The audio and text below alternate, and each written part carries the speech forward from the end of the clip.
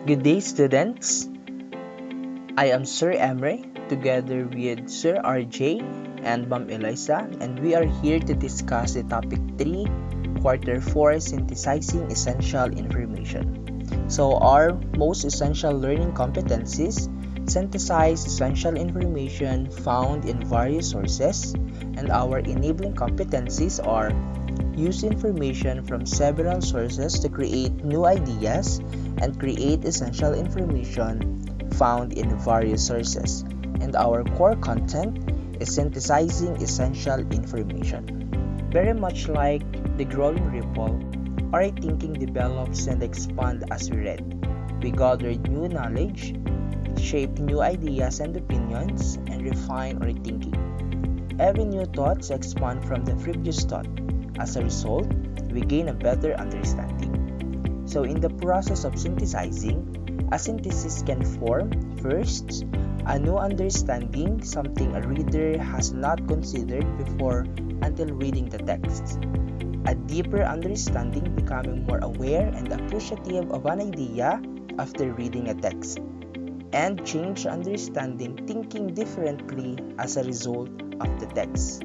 So this time, class, let us deepen your understanding of the lesson by defining the term synthesizing. So synthesizing is a process through which readers bring together and their background knowledge and their evolving understanding of the books to create a complete and original understanding of the text.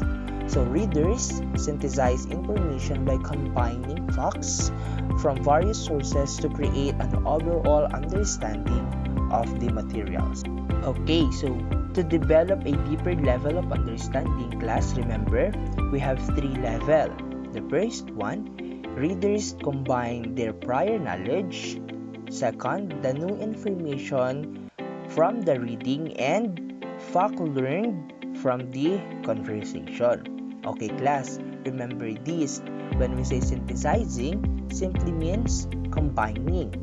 Instead of summarizing the main points of each source in turn, you put together ideas and findings of multiple sources in order to make an overall point.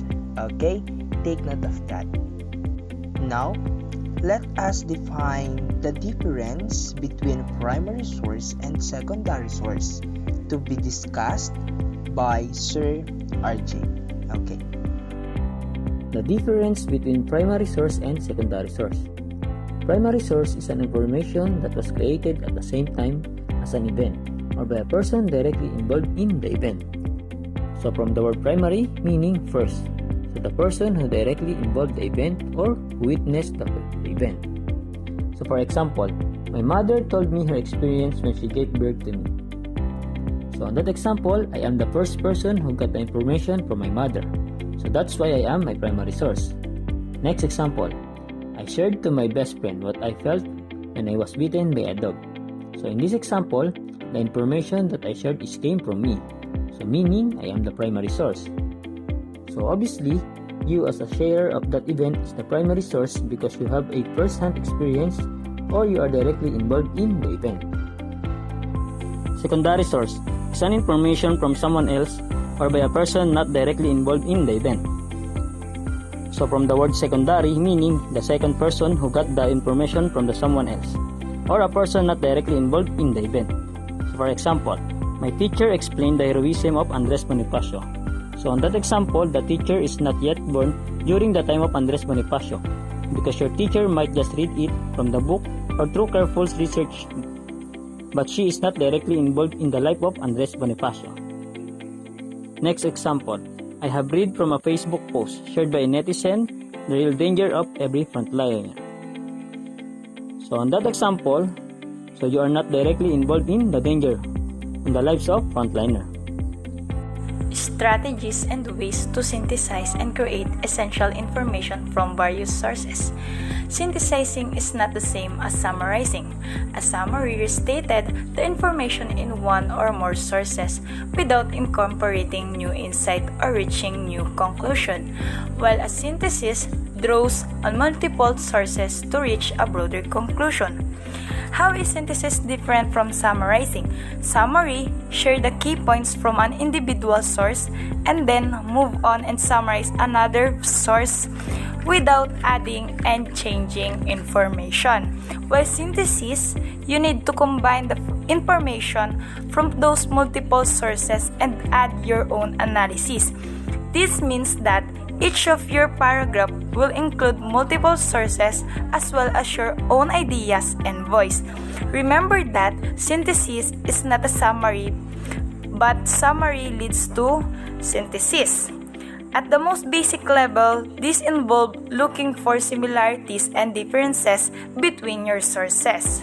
Now that you understand what synthesizing is and how it varies from summarizing, it's time to learn how to synthesize central information from various resources. We can use REST method. R stands for read. Read to different sources about the topic and record ideas. E stands for edit. Edit notes and combine concepts that are similar. S stands for synthesize. Synthesize by combining notes you already know about the topic. And last, T stands for think. Think about new ideas and connect them to what you already know. The second one is use the add method. The easiest if you are struggling with synthesizing, you can use add method. Add is similar to REST. It can be used with just one text. The advantage of add is that it will help you to learn to integrate your learning with what you already know and your discussion with your classmates or peers. A stands for what you already know about the topic. D stands for what you learned during the reading on the same topic. And last, D, what you learned during the discussion of the topic. According to the source, this strategy is like stoplight. A is a red light where students stop and think about what they already know before moving on. D, students proceed with caution and process new facts about the topic.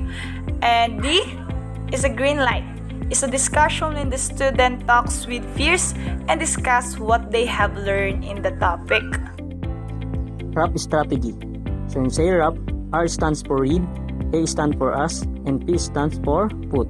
So it is a flexible 3-step strategy that students use to improve reading comprehension through questioning and paraphrasing. So students read a passage or text and then ask questions to help summarize what they have read in their own words. Again, wrap strategy. R stands for read, or read a paragraph. A, ask yourself what was the main idea and the two details. And P, put information into your own words. So it is the simple strategy that is easily incorporated into existing curriculum without taking time away from critical content instruction. That would be all. I hope you learned something and you understand what is our lesson for today about synthesizing essential information. Again, I am Sir Emmer together with Sir RJ and Ma'am Eliza. Thank you.